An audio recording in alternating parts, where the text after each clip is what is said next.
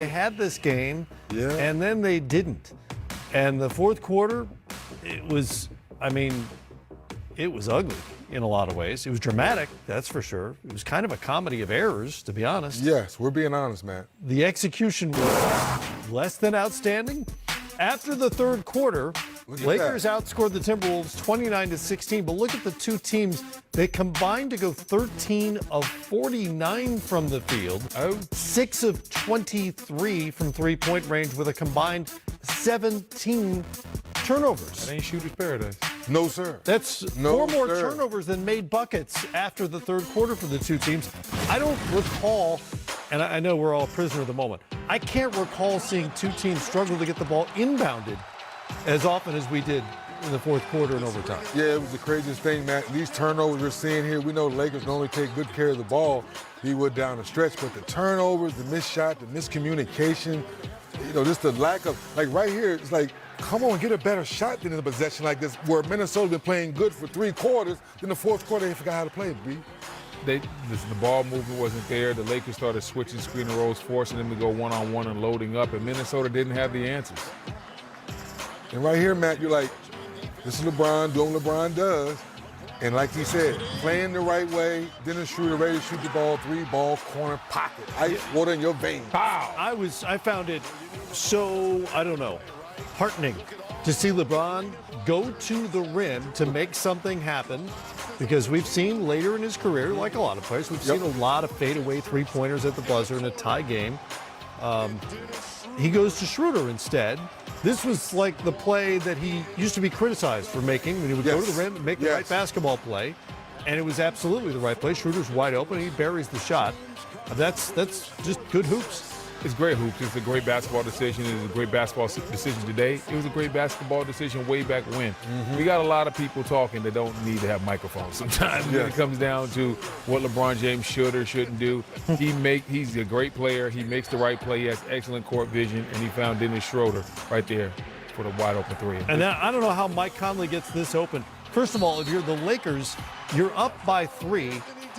There's no reason to be anywhere but following people at the three-point line, right? Yep. Somehow Conley gets lost, and then Anthony Davis, who admitted right after the game, he messed up. Yeah, he turned his head. Messed up. Yes. I mean, he turned his head, and Mike Conley snuck to the corner, man. See how he's coming from the paint? That's his man, because they switched and his head was turned. and you could argue out there, if you're a Timberwolves fan, that it didn't affect the shot, and you'd be right. But by the letter of the law, that is a landing area foul, and clearly a foul. Mike Conley, good for him, steps up to the line and knocks down 3 free throws. Yeah, it was big time right there. Huge. That first one bounced around a little bit. With 0.1 seconds on the clock, 3 free throws. That free throw line can be a lonely place. And by the way, Mike Conley was great for most of this game. He had 23 points on the night.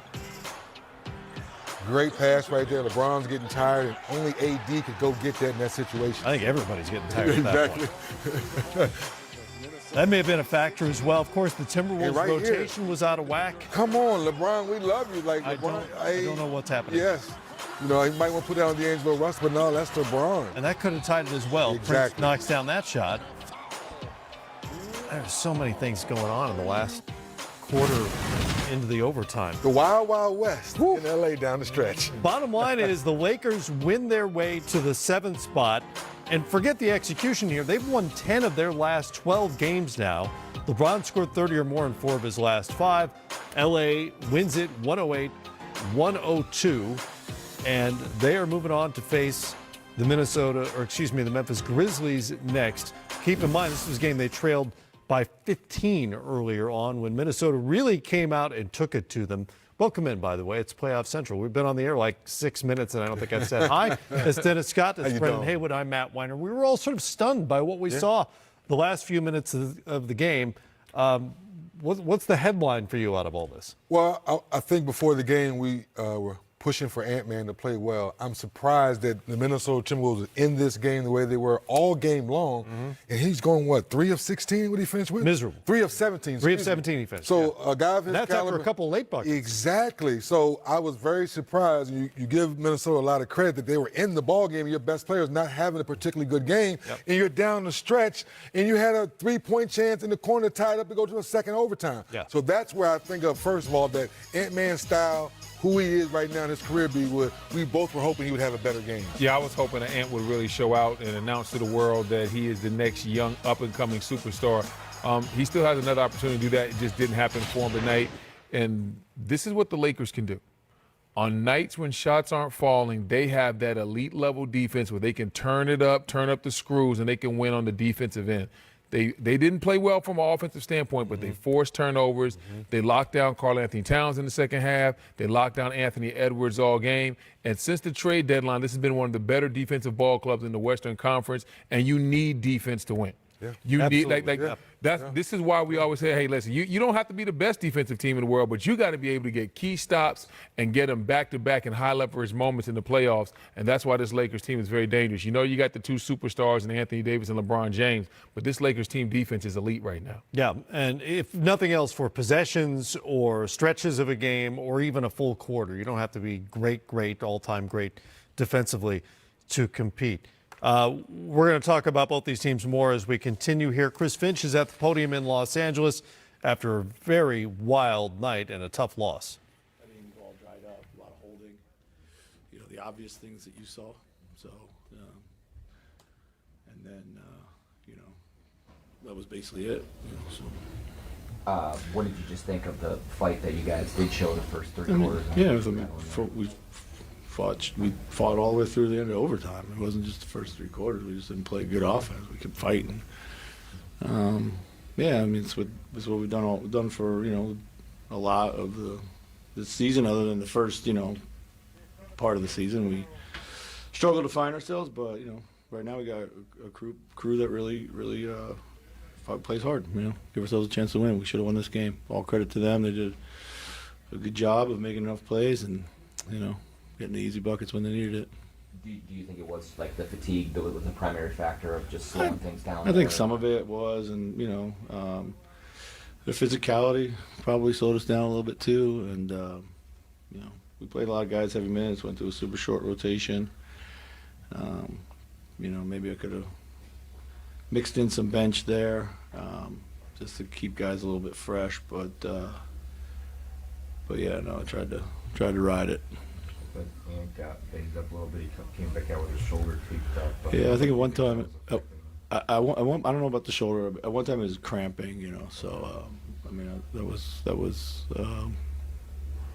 what was told to me on the bench. But I don't know. What made it difficult for him, do you think, to get into rhythm even early? Well, you know, they trapped him. You know, they put two on him. You know, when he did drive and he draw a crowd and kicked, it was really good for us. You know, he didn't get anything easy. He didn't get to the free throw line much at all. So. Mike Conley made a number of big plays for you guys down the stretch. The free throws, gets the steal. What did he bring for you guys? Yeah, I mean, that's Mike. You know, he's a winning player. I mean, he's big time plays. He's got composure. Nothing rattles him. You know. Yeah, so it's just super smart. It's a luxury to have him. It's pretty incredible first three quarters from Karl until the foul trouble kicked in there. What did you see when that was there? And then what was he fighting against the foul trouble with caution in the fourth, or why did you think that went away? Well, he was in a heck of a rhythm until they whistled him to the bench. So I think that, you know, that was tough. And then, yeah, I mean, we just never really had an offensive rhythm anywhere, you know. So we played a really good game. So. What would have been the way to inject more offense in there in the fourth and overtime? Yeah, body movement, ball movement. You know, same thing we talked about in the beginning. Just past, you know, we just got static, and you know, they switched a lot of things, and we didn't go quick enough. We didn't go with enough force, you know. And you know, we needed to get to the free throw line or something like that, or we missed a couple bunnies too, and a couple turnovers as well. But yeah, not supposed to sit here and talk about the free throw differential, but that was also big. You mentioned the shortened rotation. It seemed like Nikhil off the bench was a real stabilizer Yeah. from you guys. What did you Yeah, he was really, really good, man. He was good. I probably should have played him a little bit more down the stretch, just kind of keep the troops a little fresher. Yeah, I really liked how he played. But I also, kind of liked our matchups too out there, and was trying to maintain that, So. Chris, do you think like some of the foul discrepancy was offense not really moving and forcing the pressure on? I don't know, man. Like, thought they were fouling us up the floor a lot. We never really got to the bonus, except for I think in the second quarter. So I don't know, man. You saw it. I mean, the first 3 free throws we shot were at the end of regulation in the second half. It was 17-3, I believe, something like that. So it was tough. We got to force that action and get to the rim and get to the free throw line more. Okay, thank you. Well, Chris Finch frustrated for a lot of reasons, understandably so. It felt like a game that they should have won, is what he said. He referenced the free throws because he was asked about it. The second half, after halftime, Lakers were 16 of 17 from the free throw line. Timberwolves were 3 of 3, and those are those Conley free throws to force the OT with 0.1 left. Well, I think Coach Finch would tell the team they took 41 threes too, Matt. And I think early in the game, which is part of their shot profile. Right, they were making them. So now when you get in the fourth quarter, not going in, now you got to mix it up a little bit, put the ball on the floor and get attacked like LeBron showed us at the end. We were nitpicking with him because he made that big 3, but he realized he put his head down and got to the basket. Right. So when they go back and watch the film, they took enough threes, but in that fourth quarter, it was too many threes, B-Wood. We thought they could have been more aggressive in getting to the paint. Generally speaking, the Timberwolves want to take a lot of threes, but they weren't working in the fourth quarter, and those possessions were fairly disastrous. The Lakers defense took the Timberwolves out of everything they wanted to do. We can talk about the free throws, and I know there was a disparity, but when I watched that game, it's all about the Lakers defense. They started getting up in the guys, making everybody uncomfortable. They started switching the screens.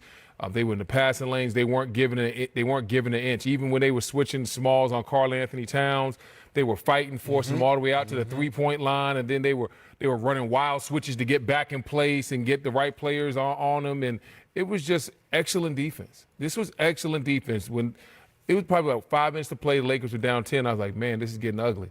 And next thing you know, they just turned the screws up defensively. And the Minnesota Timberwolves could not get a good shot. Nope. And their young stars figured they got a lesson in what it means to play playoff level basketball. This is what we mean when we say the play.